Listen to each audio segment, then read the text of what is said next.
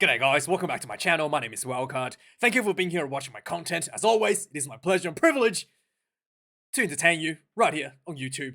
And first up, before we get on this controversy, I wanted to say, if England wants to have any chance of getting through to the semi-finals, Owen Farrell needs to pack his bags and go back to London, okay? Because he was by far the worst player on the field for England today. I mean, congratulations, Owen. You've beaten Johnny Wilkinson's record, okay? Now it's time for you to go home because you are actually a liability. When Owen is on the field, England's way worse than they were in the first two rounds when they did not have Owen, okay? George Ford is like 200 times better than Owen Farrell, okay? Owen Farrell existing is putting people around him, okay, at a 70% proficiency for some reason, okay? He's so bad, there's opportunities out on the field that I can't, like, how many, like, England lost points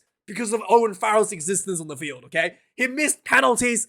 There was a penalty goal for the first time ever, a penalty goal that was straight in front. He missed the timer. He missed the shot clock and got the goal disallowed. This is the first time ever in history of rugby, right?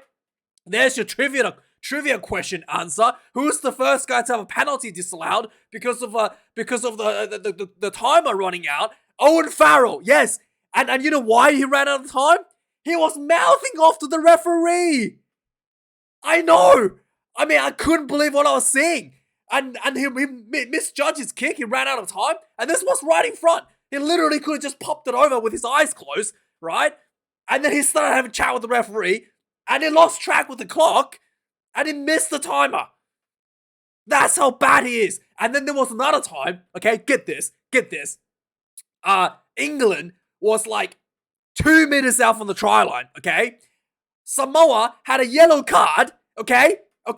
Yellow card, so there's wide open space everywhere, right? Everybody's calling for it, commentator is calling for it, and this was, let me just get the time for you, 67 minutes in. I literally wrote, what the fuck, Owen, okay? The ball goes to Owen Farrell, space everywhere, he could have just passed it anywhere, that would have been a try. He gets the ball, he somehow hesitates the pass, right? And then he tries to rush it, and he throws the ball 20 meters behind. And the England ended up on the 22-meter line, started 2 meters short from the try line because Owen Farrell threw this pass way behind his own players. I mean, what is going on with him? Okay? I could not believe what I saw. That would have been a try right there, right? And here's not the only issue. England had an opportunity. Also, keep in mind, Samoa has a player in the bin, number 13, the outside center. England has a penalty advantage right in front of the goalpost. With a yellow card in the bin, you will want to speed up the game, right? Owen Farrell decides it's time to go scrummaging. The one area where there is no advantage to England, they decided to go for the scrummaging. And there was scrum resets after scrum resets. The yellow card ran down to about 2 minutes.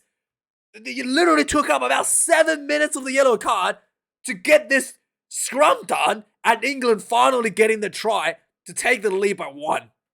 That's Owen Farrell's decision right there, okay? The stupidity is just beyond comprehension from England. Also, yeah, I also have to criticize some of the other players as well in the scrum. Why didn't, like, there was England will literally get scrum penalties, right, in this moment where they need a try right in front of the goal line. Instead of just getting the ball out and use the advantage, they just let the advantage go to waste, and it's like, all right, let's pack another scrum. I genuinely like wondering, did England think that they have a play in the bin? Do they think that the yellow card was against one of their players and they need to run the clock down? Because that sure looked like it. It was so bizarre, so bad. Lionel was atrocious to England. I mean, Jamie George was throwing the ball not straight. The gap was closing too early, whatnot. It was horrendous. And also, finally, just let me get over all this garbage. The England defense was atrocious. There were soft tackles everywhere. Everybody was looking like they're playing touch or something. Everybody was afraid to get the jerseys dirty or something. There were soft tackles everywhere. Like Samoa just like running through, getting over the advantage line every carry with an ease. Okay? You wouldn't believe that the England team wanted to be out there. Okay? It was horrendous. Horrendous to watch. Now, let's get on with the, what are you all here for? The decline try. The decline try, this incident here happened at, what time was it? This was at, man, I was just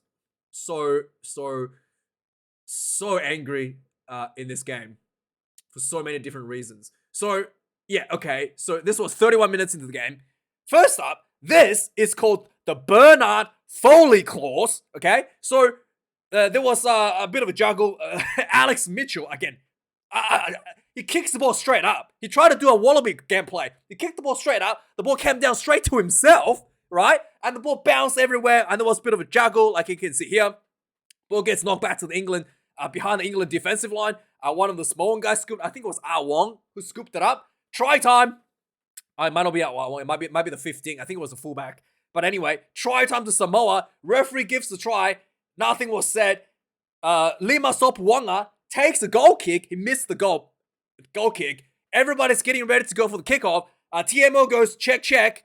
And they said that they saw this hand, this one Samoan hand right here, would touch the ball when the ball was knocked back. So it was technically a knock on, and the referee declines the try. Now everybody knows in rugby, if try is issued, if the penalty goal is taken, you can't go back and review the try anymore, right? That's the law, okay? Until 2022, and it's called the Bernard Foley clause. Actually, it's not called the Bernard Foley clause, but it is, for me, called the Bernard Foley clause, okay? And why? Because in 2022, there was obviously the controversial Wallaby versus the All Blacks game where Bernard Foley was called time wasting, right? That's not the incident. There was an earlier incident in the match, which many people believe led to Matthew Reynolds to give out the time wasting short arm because of this earlier incident where Wallaby scored a try and it was being reviewed for a forward pass from Foley to Andrew Callaway, who scored the try. And instead of allowing the TMO review, the referee tells Foley to wait. Foley ignores the referee instruction, kicks the goal anyway, thus stopping the TMO review and getting away with getting away with a forward pass essentially. So let's have a quickly look at this so you know what I'm talking about. I'm just gonna mute the sound, right? Oh, actually, yeah. Wait, please. You have to wait. See, Matthew Reynolds clearly said you have to wait, right? To wait. He says wait. You have to wait. And he kicks it anyway. Right? Ben. And then forcing the referee to stop the TMO review and to give the point to give the try for the Wallabies. Since that incident, World Rugby has changed the laws, allowing the TMO to review a try that was scored, that was given, everything that's happened, to go back and change the result. Yeah, that's the incident that started all. So, yeah, it's called the Bernard Foley clause, ladies and gentlemen. So that's why this try was disallowed. It's completely it's completely normal, and that's where it started. That's where it started, ladies and gentlemen. And again, I'm very, very proud of the Samoan team's performance this today. They showed, like, last round against Japan, where they were down to 14 players chasing a massive deficit, and they were right in there, got themselves almost beating Japan with an upset with a player with the red card in the bin, almost putting that upset. And this week they came out firing. They were looking good. They were on the breakdown. They were hitting the breakdowns hard, and I really felt the Samoans deserved the win. They really, truly deserved the win over this awful English performance. And that try, unfortunately, it's by the current standard, it's not a try. But I do think that, Sapuanga missed a goal that was pretty much right in front, the first one. And apparently, he had his kicking tee stolen, and he only ever had like one tee his whole life. So he's only been using he's been using the same tee since he was a teenager, and then it's been like stolen or lost. So he has to use a different tee, and that put him off a little bit. So he missed a couple goal kicks because of that. And yeah, that I mean, that is just really a travesty how that could have happened. How like team management didn't look after his personal belongings, and yeah, and that's the result. They missed like, one goal that could have been made. That would have made a difference between the two teams. And I really felt that Samoa probably really deserved to win this one. A lot of physicality, and like the English defense was just atrocious to watch. So let's have a look at some of the key stats of the game. 400 Samoa actually has more run meters, 434 over England's 402. Turnovers conceded. England conceded 16 turnovers. Okay, I mean that is atrocious. And then Samoa 12 turnovers, much better. Their defense, English defense, was really soft. Just going back again, like I said, everything the Samoans did look like every time the Samoans carried the ball, England was just like letting them just getting over the advantage line with ease. Samoa had 26 missed tackles at 104 tackles made. Not amazing, but they were able to hang in there. 25 kicks in play. The kicking game was played. I thought it was pretty ordinary for both teams. Owen Farrell was punting these balls down the middle of the field. Like, really, really bad kicking from Owen Farrell. Samoa actually managed kicking it a little bit better, in my opinion, overall. Like I said, conversion. Owen Farrell missed two. One of them because he missed time. Second, the first one he just missed right in front. He just missed for no, because it was from the sideline, yes, but like he just missed that one. I guess he just missed the first one, and then the second one he missed the timer. Sopawonga missed one penalty, like I said, because it was the first kick with a new tee, I guess. He wasn't quite used to it, and it was a little bit disappointing. Lineouts. 3 line-out loss for England. Oh my god. Jamie George was having a rough time down there. Samoa lost one themselves, but like England line-out was atrocious. The English maul was laughable. Was absolutely laughable. It was so bad. Like the Samoans was able to just easily rip it apart, and Jamie George is like, I guess I had to take a run, and he gets himself wrapped up and turned over again and again and again. It was just laughable about the scrummaging. I thought was quite even. I thought the referee was probably a little bit harsher towards the Samoans than towards the English, but I thought overall was actually not that much of a difference. England only conceded 9 penalties. There was repeated penalties warning against England. Samoa had repeated penalty warnings as well. That's why they got a yellow card from repeated penalties. Owen Farrell got taken out in the air a tiny bit off the ground, and because there was too many repeated penalties for late shots, whatnot, a player was sent off. The Samoa number 13 was sent off as a result of that. So let's go through some of the match reviews. So yeah, England had an early maul about 7 minutes into the game. It was defended, and then they had a line-out throw that was stolen. So not really sure what's happening there. It took about 10 minutes. Excuse me. It took about 10 minutes for England to finally get a backline straightening up, getting over the advantage line, and just some nice good hands to the wing. Ollie Chisholm goes in, the biggest winger in the world. Ollie Chisholm is actually a lock. Goes in for the first try for England. Owen Farrell had an opportunity here to kick to beat Johnny Wilkinson's England record. He misses this one, obviously, because it's 16 minutes into the game, England gets a penalty. This was right in front, just to make sure, Owen Farrell gets his record. They take a penalty. They go for then he gets the record, which is surpasses Johnny Wilkinson's record at 1,178, and Owen Farrell passes that at 1,181 after this kick. 8 points to nil.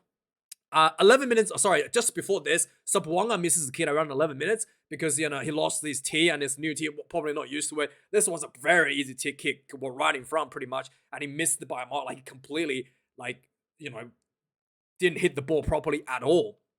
21 minutes into the game, Samoa getting some really good front foot rugby, just getting over the advantage line again and again and again. Very soft tackles left and right. And finally, Wong going into the corner for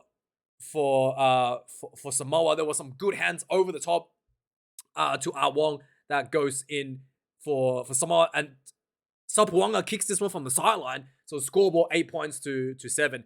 After this try was scored, England look exhausted. They're walking back slowly to the halfway. I'm just like, what is going on? It's only 21 minutes, and like it's embarrassing. It's actually embarrassing at this point.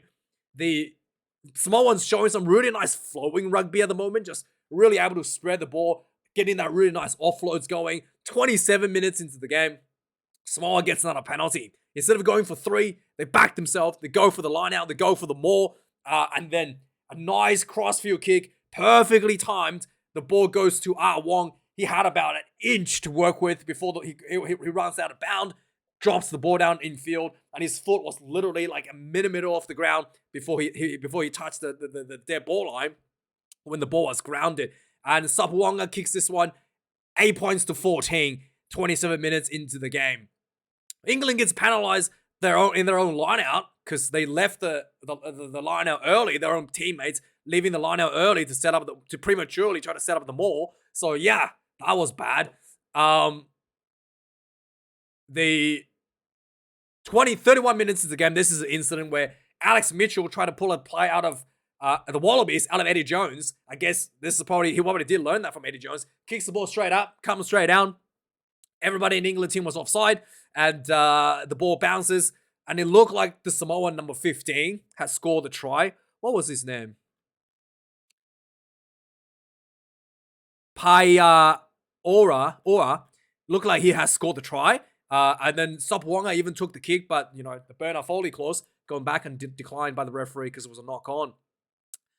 Just before full halftime, England had one last chance to kind of get themselves another try before halftime. They go for the maul. It was really poor. The ball comes out to Owen Farrell. He drops it. Yes. Second half, 3 minutes into the game. England was 3 minutes into the game. England was on the attack. Owen Farrell throws a pass, really poor pass to Billy Vanapola, I think he was. Oh no, it's Mano Tuilangi. The ball bounces up in the air. Excuse me a sec. The ball like bounces up in the air and then went over the Samoan side. And then again, the Samoa fullback runs down the sideline, almost scored 5 meters short. Really, really close. Again, poor pass from Owen Farrell. Probably should not have passed that.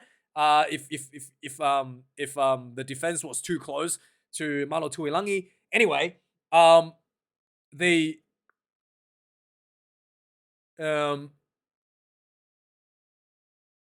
at this point, Samoa is putting a lot of pressure on England. England gets a warning for repeated penalties inside the 22. What happened here?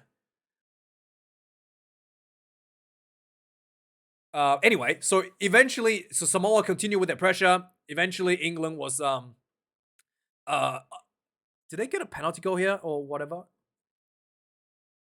So eventually, instead of going for the line out again, Samoa decides to go for the 3 points.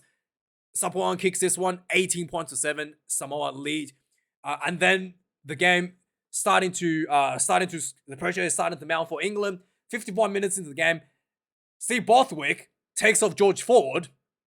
Yeah, and then he puts on Marcus Smith at 10. I'm not sure where he was. Is he 10? Is he 15? I think he's at 10. But it does look like, you know, England attack spiced up a little bit when Marcus Smith is on the field. So the 53 minutes into the game, England look like they scored here with Ollie Chesham. He picks and go. He gets tackled short. He reaches out. And then the referee deemed that a double movement. So that was tried disallowed against England.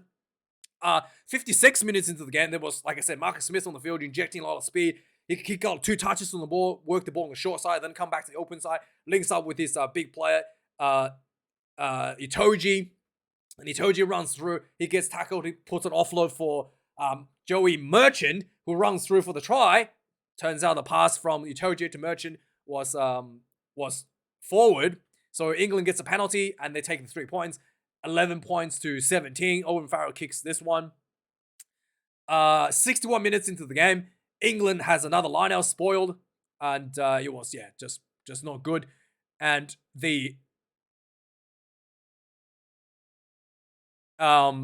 64 minutes into the game, There was another late shot by Samoans. The referee issues a warning to Samoa for late shots. There was a couple of late shots in the game that has been called by the referee. And Owen Farrell decides to have a discussion with the referee while the shot clock was running. And then he mistimes the kick. Yeah, first time ever gets disallowed. I mean, like, what the fuck? Anyway, Leali'ifano at this point is on the field for Samoa at number 12. He's a center, inside center. So they have two playmakers on the field with Sopuanga at 10. I think Leali'ifano's at 12. Maybe he's at 15. I think he's at 12 because he's subbed off for the 12 jersey, but maybe he's been shuffled to 15. Not too sure, but that's the setup that Samoa has going into the last, 25 minutes or so. 65 minutes, it was a scrum penalty to Samoa. So 66 minutes, a yellow card was issued against Samoa where the number 13 takes out Owen Farrell in the air.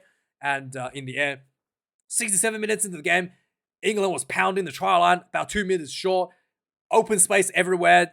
I mean, all you have to do is get the ball out. Ball goes to Owen Farrell. He has a bit of spaz, and then he throws the pass, and then the pass went way back, and then England lost like 20 meters behind them. Yeah, ridiculously bad. And then at this point, you think that with the yellow card, England might just go for the line out, maybe even just a quick tap. England goes for scrum, and the scrum reset like 4 times or something. The referee had to issue a warning to Samoa for the scrum. But yeah, and again, England got penalty advantage during the scrum.